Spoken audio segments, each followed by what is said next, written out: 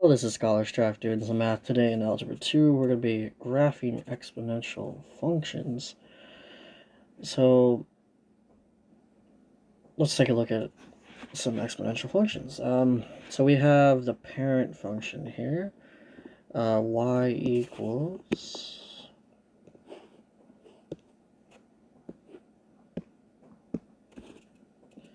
b to the x. And this b value is the growth factor, and it's exponential growth if b is greater than 1.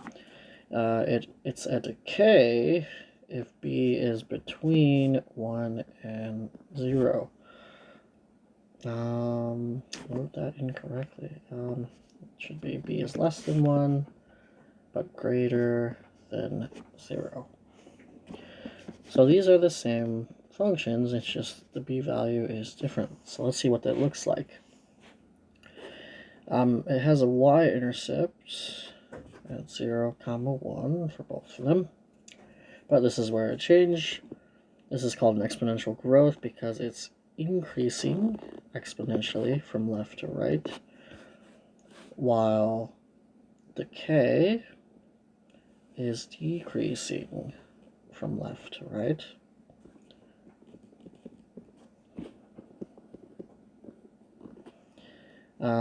Domain, you can plug in any x value.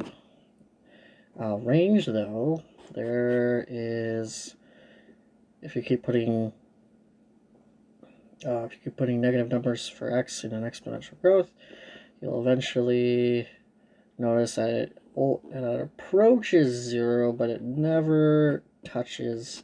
So your y value in both cases is going to be greater than 0.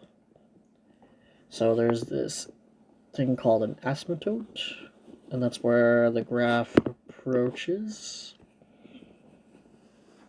but never touches. And in both cases, it is the line y equals 0, or the x-axis.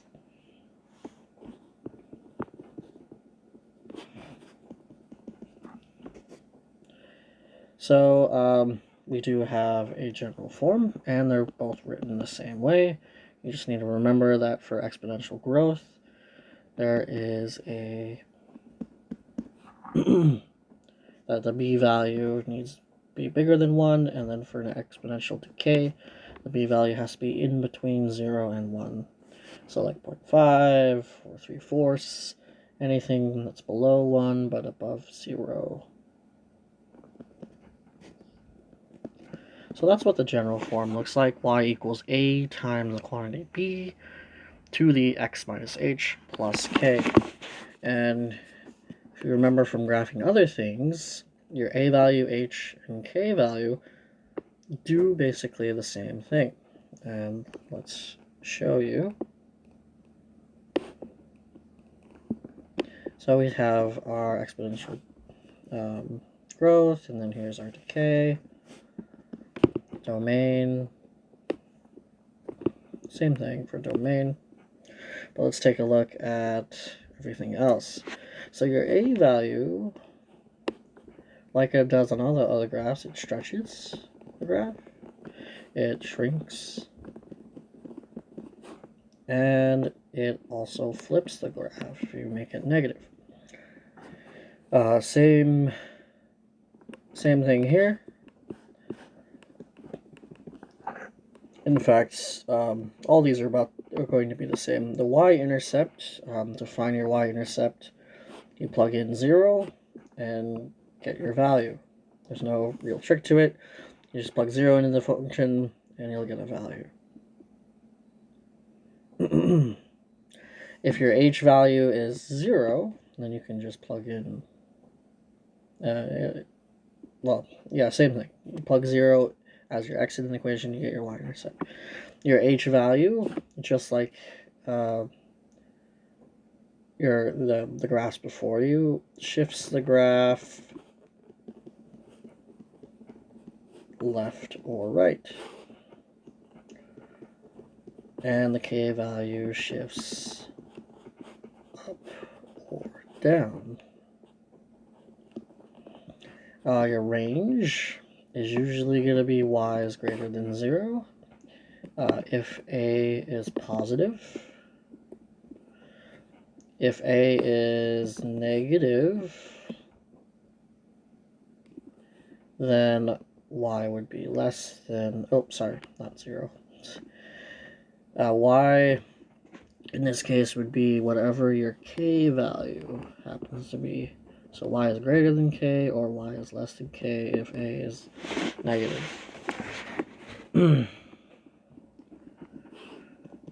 Because your asymptote is going to be y equals k. So it'll always approach that line, but never touch. And that's how these graphs work. And the same thing with the decay function.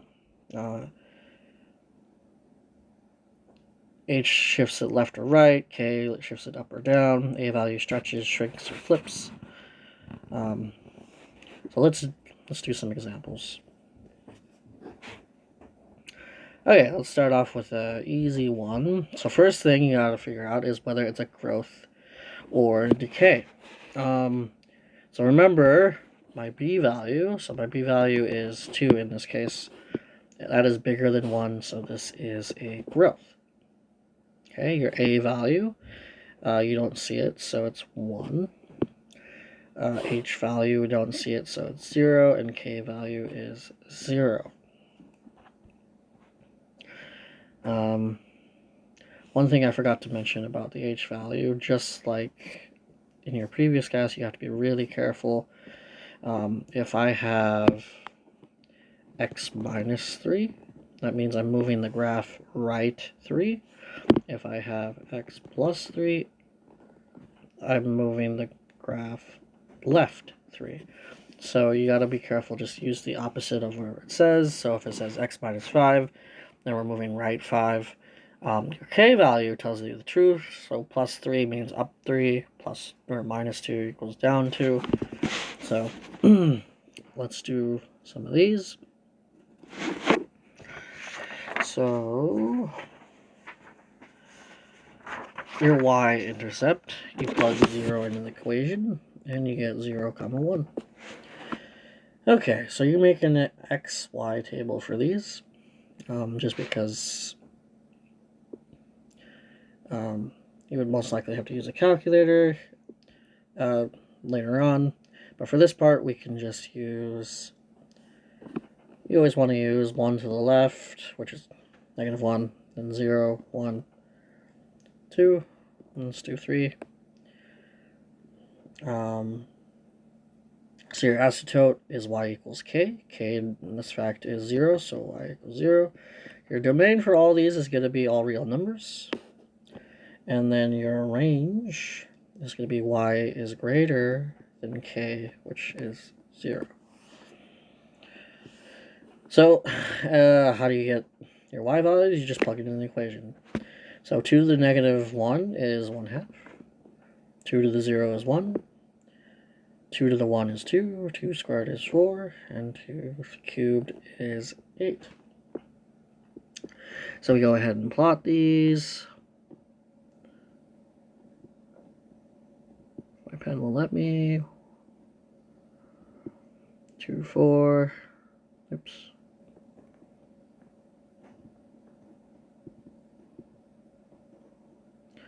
2, 4, 3, 8.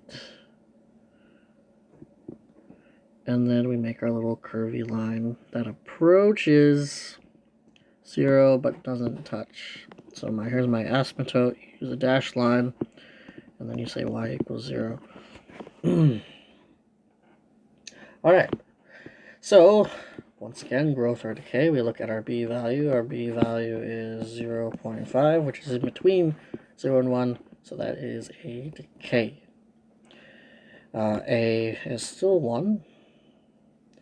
H is 0, k is 0, so our y-intercept is 0, still 0, 1. And our asymptote is y equals k, so 0, range is y is greater than 0, domain still all real numbers. So let's go ahead and use -3, -2, -1, 0, 1, 2.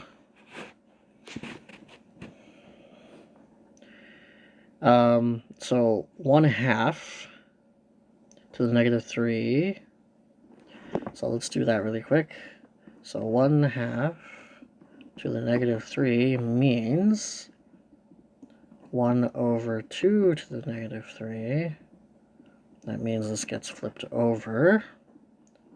If we remember our exponential rules, 2 cubed, which is 8. So this is 8, this is 4, this is 2, this is 1. 1/2 to the first is 1/2, and then 1/4. So I'll go ahead and plug all these in. So -3 is 8, 4, 2, 1. Gets smaller and smaller.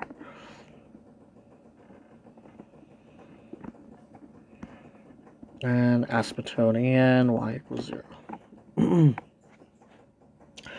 Alright, this time we have a different a value, but first, growth or decay. So my b value is 4. That means it's bigger than 1, which means it's a growth. A in this case is 1/2. H is not there, but K is, which is -2. Y-intercept this time, so we plug 0 into the equation.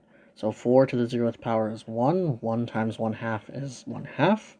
-2 is -1 and 1/2, or -3 halves, -1.5.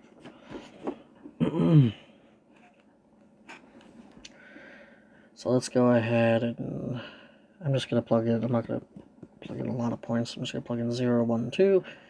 So -1.5.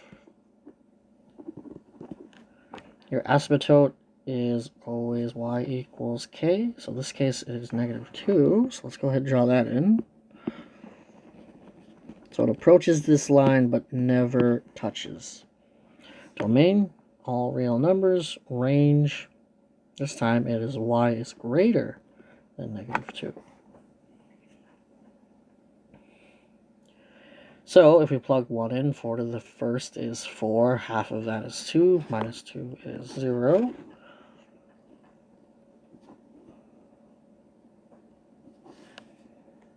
And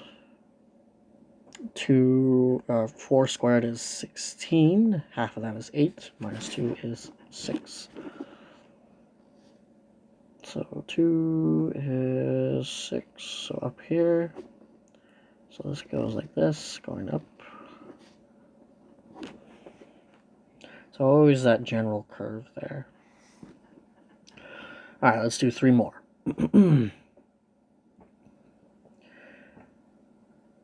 Y equals, so b value is 1/5, so this is a decay.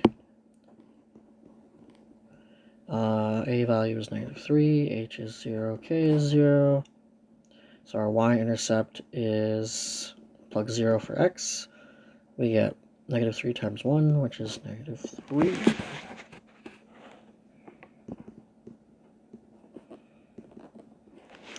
Asymptote is y equals k, so y equals 0. Domain, all real numbers, and once again, now this is where it changes. And I'll show you why. Let's graph it first. Well, actually, let's tell you what it is first. It's y is less than 0 instead of greater than. And I'll tell you why after we look at these. If I plug -1 in, 1/5 to -1 is actually 5. 5 times -3 is -15. And the 1/5 to the first is 1/5, so we'll get -3/5 here. So let's look at this graph. -1, really high, okay? So, or really far down, I mean. 0, -3, and 1, -3/5. So it's going to do something like this. See how the graph is flipped. So when I plug in x values, I'll always get negative numbers. I won't get any positive numbers. So my range in this case is y is less than 0. Okay, let's do 2 more. So this one has it all. Has a b value of 2, so that's growth. An a value of 4, h value of positive 1. So you got to be careful. It says x minus 1, so your h value is 1. That means it moves the graph to the right 1. K value is negative 3. That one tells the truth all the time. So your y-intercept, if I plug 0 into this equation,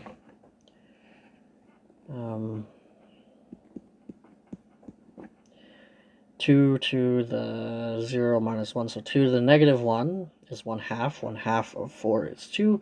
2 minus 3 is negative 1. Okay. Asymptote, this is y equals k, so negative 3. So it approaches this line, but never touches. Domain, what values of x? I can plug in any x value on, there's no restrictions. Range, everything's going to be above negative 3. So if I plug negative 1 in there, I'll get 2 to the negative 2. 2 to the negative 2 is 1/4. 1/4 of 4 is 1. And 1 minus 3 is negative 2.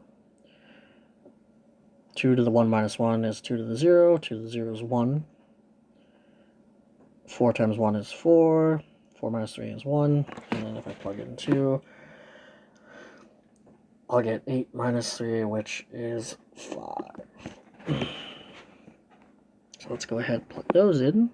So negative 1, negative 2, 0, negative 1, 1, 1, 2, 5. So all these graphs basically look the same, right? So whether it's growth or decay, whether it's flipped around or not, whether it's a little bit stretchy, but they all look generally the same. Okay, growth or decay. This is a decay. We have an h value of this time is a negative 2, so x plus 2 means our h value is negative 2. K value is 0. Y-intercept is, well, let's look at that in a second. Let's go back to b value, which is 1/3, a value 2. Y-intercept, if we plug in 0 into this equation,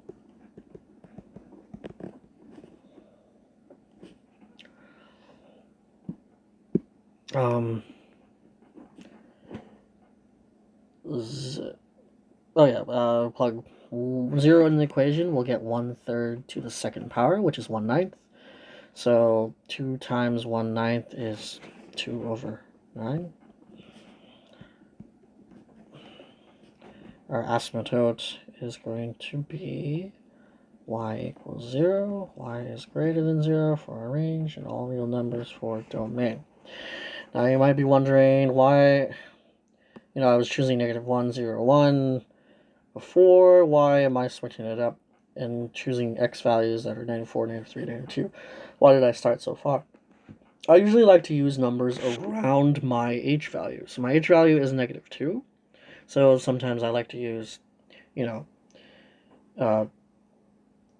away from my h value. So negative 4, negative 3, 1, negative 2, negative 1, negative 0. So I always want to use numbers around your h value when you're graphing these. Should make it easier on you. So if I plug negative 4 into this equation, I'll get 1/3 to the negative 2, and that's actually positive 9. And positive 9 times 2 is 18. Negative 3 will give me 6. Negative 2 will give me 2, and this will be 2/3. So let's go ahead and put these in. So I was being a little bit lazy on these, but there is an asymptote here at phi equals 0 for these.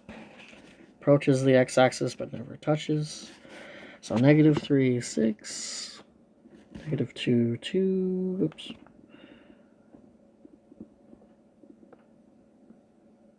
-1 and 2/3. 0, 2/9. So it looks something like this.